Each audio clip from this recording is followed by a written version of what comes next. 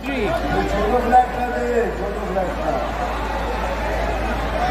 বিজেপিতে জয়েন করলো মিঠুন চক্রবর্তীর হাত ধরে।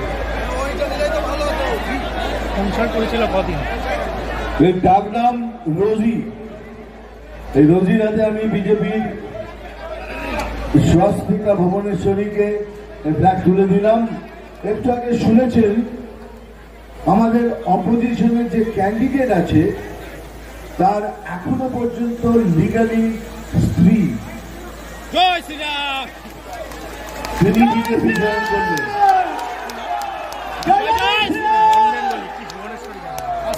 সেই জন্য দেখুন জরুরি, কেননা হয়তো ওনার হাতেই রয়েছে। হ্যাঁ, উনি যে এখনো লিখিত আমাদের যে অপোজিশনের আছে তার লিগালি মানে আইন মতো এখনো স্ত্রী, সেটা তিনি কিছু বলতে চান। বলো, 1 মিনিট। মুকুটমণি অধিকারের লিগালি রেজিস্ট্রি করা ওয়াইফ আমি, স্বস্তিকা ভুবনেশ্বরী। ব্যাপারটা হচ্ছে গত বছর 28শে মে 2023 উনি আমাকে রেজিস্ট্রি করে বিয়ে করেছেন। সপরিবারে ওনারা বারংবার 14-15 বার আমার বাড়িতে আমার দরজায় এসেছেন এবং বিয়ের এই সমস্ত উৎসাহ, রেজিস্ট্রি বিয়ের সমস্ত উৎসাহ মুকুটমণি অধিকারীর নিজেরই ছিল, একদম নিজের থেকে। সেই সব সমস্ত অবভিয়াসলি এফআইআর, তারপরে ক্যালকাটা হাইকোর্টের মাধ্যমে রিট পিটিশনের চার্জশিট সব জাস্টিসরা জানেন। ওনার পাঠানো টেক্সট মেসেজ, এবং আমি বিদেশে ছিলাম বাইরে, ওখানে বিদেশ থেকে আমি ডেনমার্কে ছিলাম, কোপেনহেগেনে। ওখান থেকে আমাকে জোর করে বারংবার মেসেজ পাঠিয়ে আনিয়ে চার্জ হিস্ট্রিতে তা প্রমাণিত হয়, যেগুলো অ্যানেক্স করা আছে হাইকোর্টের রিট পিটিশনে চার্জশিটে। তো ব্যাপারটা হচ্ছে যে আমাকে জোর করে আনিয়ে ওনারাই আমার দরজায় বারংবার আসে এই বিয়েটা করার জন্য। উনি বিয়ের ব্যাপারে মানে মুকুটমণি অধিকারীরই মারাত্মক উৎসাহ ছিল এবং ওনার পরিবারের। তো তারপরে রেজিস্ট্রি ম্যারেজ হওয়ার পরে 28শে মে 2023 উনি রেজিস্ট্রি ম্যারেজ হয়ে গেল এবং সেই যে চলে গেলেন ছেড়ে, সেই যে চলে গেলেন, বাস একেবারেই লাপাতা, মানে বেপাত্তা। এবারে সেটাই তো আপনারা মানে মুকুটমণি অধিকারী এবং তার পরিবার আমাকে এবং আমার মাকে, আমার তো বাবা নেই, ভাই বোনও নেই, আমি আর আমার মা একলাই। হ্যাঁ, তো আমাদেরকে পুরোপুরি ঠকিয়েছে।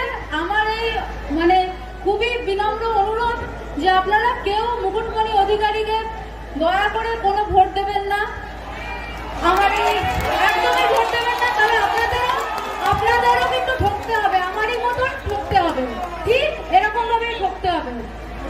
আর আপনারা আমাদের এই জনদরদি, মানব দরদি আমার এই আঙ্কেল জগন্নাথ সরকার আঙ্কেল, এনাকে বিপুল ভোটে পদ্মফুল চিহ্নে ভোট দিয়ে আপনারা বিপুল ভোটে জয়যুক্ত করুন, বিপুল ব্যবধানে।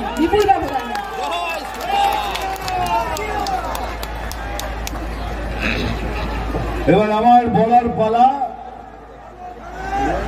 আমি কিন্তু বলবো না। দাদা এই যে পেছনে আটো, ওখানে অনেক লোক আছে। এবার এত ক্যামেরা হাতে, ক্যামেরা কিনেছো কিসের জন্য? কাউকে তো দেখিনি কথা বলতে, এখন থেকে এলাম সবাই নিকে দৌড়ে আছে। তো সে কাজটা পুরো করো।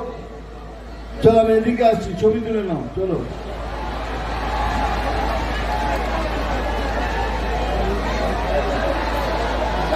ছবি তোল হয়ে গেছে, তোমরা তোলো।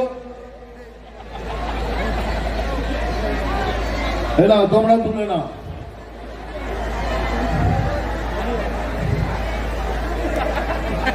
হয়ে গেছে তোমাদের?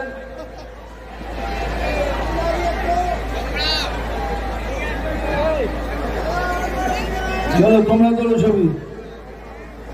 হয়ে গেছে, তোমরা চলো, ঠিক আছে, তোমরা তোলো, যা পারি পড়ে যাও। এই ঠিক যখনই আমি স্টেজে উঠবো, আমার কানের কাছে ফুসফুস করে বলবে, দাদা চশমাটা খোলো। কিন্তু আমি খুলব না, তার কারণ একটাই, এই যে দাঁড়িয়ে দেখেছে নিচে, এরম গোছা গোছা ফুল নিয়ে আমার চোখে মেরেছে। আমার চোখ খুলে গেছে, আর এই জন্য আমি চশমাটা পরি, চশমা খুলবো না। আমি জানি ভাই আমার চোখটা খুব সুন্দর, আমি জানি আমার চোখ দেখার জন্য তো। আচ্ছা আচ্ছা খুলে